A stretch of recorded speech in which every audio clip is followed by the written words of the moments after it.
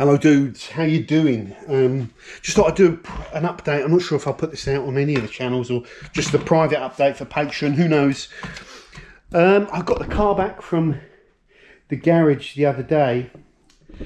He's kindly fixed to me the rattle, which was a heat shield, just a little loose heat shield like some of you said it was, which is great. He's also raised up the suspension for me now so I can see the tyre. It was like literally there before. He said to me if he raises it anymore it won't be level, so I quite like where it is there actually. I think that's absolutely perfect for what I want. It's low but it's decent now. One interesting thing, you can adjust the softness, you know, the stiffness and softness of these suspensions. 3 of them were on full stiffness and 1 of them was on full softness. So that's going to screw the ride up. The ride feels, it's still quite a stiff ride, don't get me wrong, it's firm, but now it's livable. Before it was wrong, it was just brutal. Now it's livable and now there's less risk of it grounding out, sorry. So I'm really happy with the adjustments that have been made to the ride height and, you know, the firmness. It feels much better now. What else? So that's the rattling noise. That he did an inspection of the car underneath.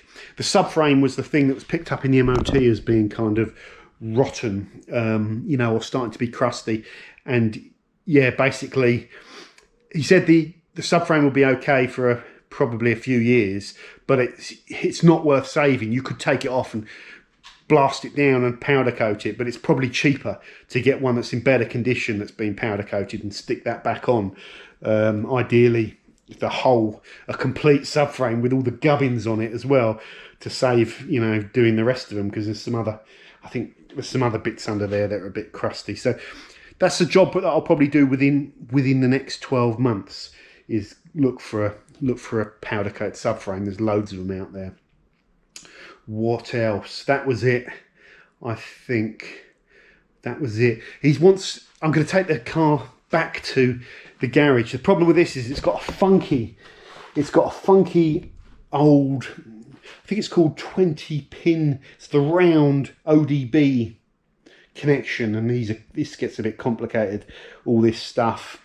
I've bought an adapter. I have the software on a laptop to read, to connect to ODB2 standard ports, you know, and connect to BMWs, and I can read most of the older BMWs, E36s onwards, and E36s that have got the right format. Now, there's a little adapter cable that you can buy. I'm wondering if I could just plug that in and then connect the adapter cable into here and just use the same IMP software that you can use for E36s. There's an E36 option on there, and read all the engine codes.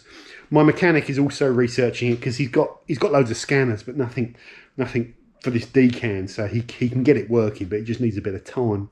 But if you know how to get that working, let me know. What else? So yeah, we don't know the root cause yet of those errors, the traction control errors, and if they can just simply be cleared now that I've tidied up the wiring loom on the rear end. So hopefully there's not too much going on. He noticed another thing, that there was a cable disconnected, like a throttle cable over there. It was just disconnected. It's like the maths there, and there's some throttle control cable was disconnected. So we've reconnected that, and the car seems to be running fine with it on. But we both sort of commented that the car feels like it's just a little bit down on power, like it's held back a little bit. It's not kind of free. So that's something that I think I'd like to investigate, if possible. Maybe it's normal, I don't know. It just feels a bit sort of stiffer on the accelerator and a bit more restricted than the E46, or what I think it should be running at. So yeah. Other than that though, he was reasonably impressed with the condition of the underneath of the car. There was no major issues. Gearbox, like I said, is kind of nice and tight. Brakes are good. There's nothing, it's not a bad car, in other words. But there are jobs, you know, that are going to need doing on these cars. And I think this was one of my problems about this raised bonnet. I think mechanics just confirmed that it's the wing placement, not the bonnet. So this wing is just a little bit low, compared to the other side. And this wing's probably been replaced because I can see the paint that's been put on it is not great. You can see a slight difference, can't you, even in the camera. So I think I need to slacken off some of these bolts and get this wing to come up just about 3 or 4 mil. It's always a pain. You just loosen them off and I'll get like a non-marring tool and twist it just to try and lift it. And then once it's in the right place, tighten the bolts back in. Playing around with panels is always a bit of a pain. That's it. I'm waiting on the headliner still. It's been a delay getting this headliner. I think the guy is still trying to sort it out for me. It's been a problem with the postage. But hopefully that'll be coming this week. Then the headliner can go back in and all the interior of the car can go back in. Some other updates. I've been struggling with car mats. If you're a patron, if I put this out on the Patreon channel, you know I had some problems with some car mats that I bought that I just wasn't happy with. Well, the shop that I bought these off, the guy was gracious enough to call me and we had a good chat. And I was prepared to pay to send them back for the refund, but he just said keep them. And he's refunded me the money. I haven't checked, but he said he's going to refund me the money, which is great. But I've got no use for these. Another patron sent me a link for some OEM, excuse me, OEM mats that came up on eBay. So I managed to get some original beige BMW mats, and they're in pretty good nick.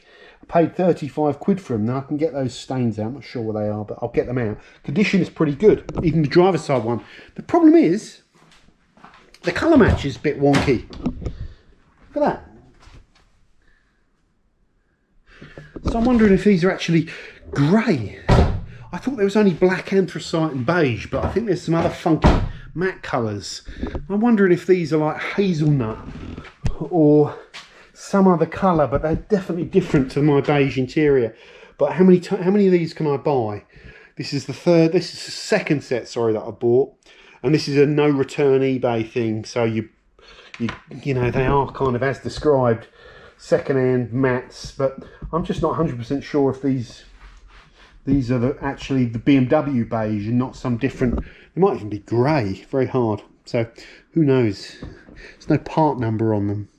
But there were lots of colours. If I go to Real OEM, if you go to the velour section, the mats, it's like hazelnut. There was some other one, Moderna, some weird colours. So maybe it's actually not beige. One other major problem. I said on my Patreon channel, right, these little pockets are actually part of the door card, but they stuck in. When I pulled the door card off, they were detached from the door card and they stayed stuck in on their little pegs here. When I was taking the car to the mechanics, I swung in and caught my leg, just caught that bucket, that pocket, like clipped against it, and it just exploded into thousands of pieces, literally like an Easter egg. It just exploded. Getting these beige pockets is going to be a major pain. I've been phoning around, phoning some of the breakers that you said that have all the parts for these. One breaker said he might have, but I've got to phone him back on the 14th. A breaker in Germany said he might have them, but it's looking, he hasn't messaged me back, so I don't think he's got them.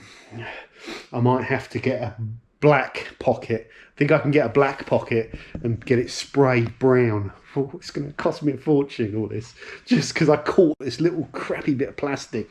Boom. Some things are really fragile on these cars. All in all, though, it's pretty good. It's pretty good. Once I get the interior back in and done, which shouldn't take me long, I want to crack straight on and get all these paint issues sorted out, get these done. I think I'm going to take this, I'm going to get the body shop to have a look, see what they say about this. This boot lid and the rust and the rot, because it's a pain buying a new boot lid. Like, they're never quite right, and it's the rust. I think that a body shop can sort that. I'd want it sort of chopped out and then just put a strip of metal in there. I know it's a bit fiddly, but it's got to be cheaper to pay a body shop. Maybe the problem is if I buy another boot lid, they're almost certainly going to have a bit of rot in there, and they're going to just maybe not be quite as far down the line as this one. I've still got the problem with the stuck seized bolt in here. If anybody knows the spec of the bolts that go in here, short little stubby bolts, let me know, because I need another one, but I've got to drill it out of here first. What a pain. But slowly it's coming along, guys. You've seen that I've done those seals. I did a good job on those. One of a few things actually did a good job on. The interior is also phenomenal. Once all this interior goes back in, struggling with the stezza. I know you recommended a Continental unit, a Pioneer unit, someone suggested, but okay, it's not OCD, but those units are not great. It's really, for me, it should either be one of those original BMW ones. If you can get one of those, you're probably talking a few, 300 or 400 quid, or you bite the bullet and you buy the Blaupunkt one that looks the bells and whistles, you know. 400 quid though. Ooh, holy cow. Is it worth it? This is a car that's interesting. I love the look of this car. I love looking at it. Like, I sound like some old perv. I just love looking at the car. The drive on it is different. It doesn't drive as good as the E46 in my opinion. I might shoot a video on that. Drive on it's not quite as good. It's a bit harder, more tiring to drive this car. Maybe part of that's due to the ride, but also it's just to do with the seating position, the steering wheel. It just feels a bit different. It's hard to describe, but the ride and drive isn't as good. The E46, you're getting that, and I feel like it's a car. It could be a 2-year-old car. It feels so good, and I just hammer it around with absolute confidence in that car within the speed limits. This car, I don't know, I just don't have the same confidence. Maybe it's partly to do with the suspension, partly to do with the fact the last time I drove it, we got headliner missing from it and wires dangling around, and it's not where it should be. Anyway, guys, that's a little update. I've also got the new bonnet here from for the E46 outside. I'm having problems with the E46 because the problem I've got with the E46 is I'm having dilemmas with the E46. It needs a full respray, and I've been going around to all the good garages that do good work in the area, and basically all the good places to do it properly is going to cost 3,000 to 5,000. I've been around to about 3 or 4 different places for quotes.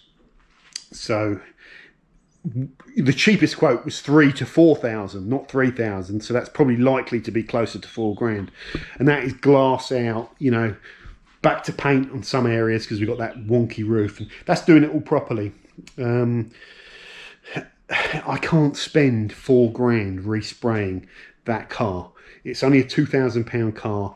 It's just not viable, and I don't have the money to spend that sort of money on it.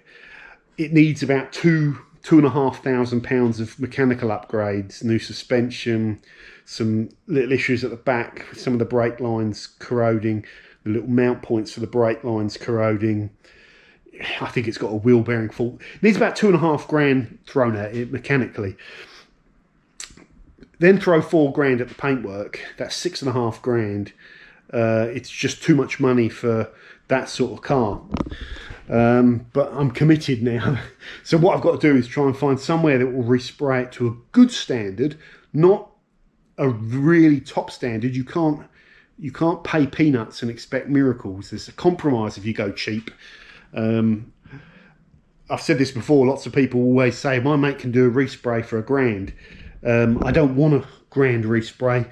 What I'm looking for is someone that does reasonable work, knows what they're doing, and can do a good job for around about £2,000, and that's a glass out job. Glass out, you know, door handles out, wing mirrors out, bonnet, bumper off, or bumpers, yeah, bonnet, bumper off, a proper respray, stripped down, but some sort of compromise, because I can't pay 4,000. Anyway, I've been prattling on for ages about that. You get that. It's a big problem. That's why I'm prattling on about it. This one here is the paintwork should be less. You look at it, whatever you think. I look at the paintwork on this and I think I need a rear quarter panel, some rust cutting out, and a little bit of welding done on that rear quarter panel passenger side. I need the wing mirrors done, and I need the rear boot lid, some de-rusting, some cutting, you know, welding, painting, and then just a little bit here, there's some surface rust under there that I just want filed off, and I just want that tidied up because it hasn't come around. So I don't want this whole bonnet resprayed, so I want that done as a sort of compromised fix. And I look at that and I think I'd want to pay about £1,000 to get that done. Whatever you think you should pay, it always ends up being about twice as much as that. You know what I mean? It's just the nature of the beast. I know there's a lot of prep. It's easy to say I want to pay this. I'm not the guy that has to do the work. It's the prep. The places that do the good work, they've got so much work because their reputation's good. There's usually about 3 or 4 good reputation spray shops in your area, and they're never short of work because people want the good work. And there's lots of people that have the money and are prepared to pay it. So why should they do cheap work for me, you know, when they can do work, you know, for a much better price? So it's difficult, this one. So I'm going to keep hunting around till I can find somewhere that will do a full respray for £2,000 on that car, and then I might pay a little bit more to have this one done at the places that where you pay a little bit more. That's it for this video, guys. Thank you very much for watching. If you know where I can source that driver's pocket, the bigger pocket, right hand side, this side of the car, the larger pocket in beige, let me know. If you know about these, and if these are not beige, what are they? Dark grey, some sort of off grey. They definitely don't match the interior. Should they not match? Is that just normal? So these are decent. I can use these, but I just want to, if there is a beige one out there that matches exactly that, then I would rather wait and look for those, and they'll eventually come up and I'll buy them. So if not, then I'll use these.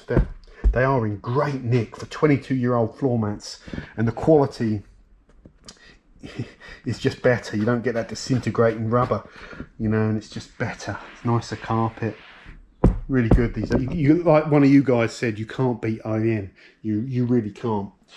That's it, guys. Thank you very much for watching.